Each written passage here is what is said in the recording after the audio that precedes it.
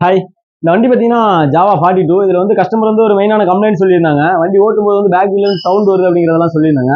So நம்ம check பண்ணும்போது பார்த்தீங்கன்னா, இந்த போல்ட் ஆகட்டும், அது போக பார்த்தீங்கன்னா இந்த ஸ்ப்ராக்கெட்டோட அப்பா இருக்கட்டும், இது எல்லாமே வந்து தேஞ்சு போய் இருந்துச்சு.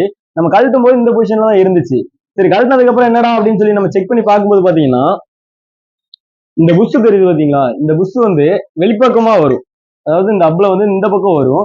இந்த புஷ்ஷ எப்படி மாற்றுறதுன்னு தெரியாம போட்டிருக்காங்களா, இல்ல பஞ்சர் போடும்போது பஞ்சர் கடையில போட்டாங்களா, இல்ல மெக்கானிக் தான் மாட்டினாங்களாங்கிறது நம்ம கரெக்டா தெரியல. ஸோ இந்த மாதிரி உள்ள போட்டு மாட்டியிருந்தாங்க. இந்த மாதிரி மாட்டுறதுனால பாத்தீங்கன்னா இந்த அளவுக்கு இதுல வந்து டேமேஜ் ஆகுது. நல்ல வேளை வந்து பெருசா எதுவும் கம்ப்ளைண்ட் ஆகல. இதுவே நல்லா வேகமா போயிட்டு இருக்கும்போது அந்த பிங்காம ஏதாவது இந்த போல்ட் வந்து மாட்டிச்சு அப்படின்னா இது ஒரு பெரிய ஆக்சிடென்ட் ஆகிறதுக்கான வாய்ப்பு கூட இருக்குது. ஸோ நம்ம வந்து மெக்கானிக்கா இருக்கிற நம்ம வந்து மாட்டும் போது கரெக்டா செக் பண்ணி மாட்டுறது ரொம்ப நல்லது.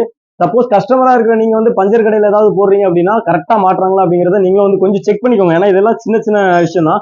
ஆனா இதனால வந்து பெரிய ஆக்சிடென்ட் ஆகிறதுக்கான வாய்ப்பு இருக்குது. ஸோ அதனால இதெல்லாம் லைட்டா தெரிஞ்சுக்கோங்க. அதுக்காக தான் இந்த வீடியோ யூஸ்ஃபுல்லா இருந்திருக்கும்னு நினைக்கிறேன். Stay tuned guys. பை.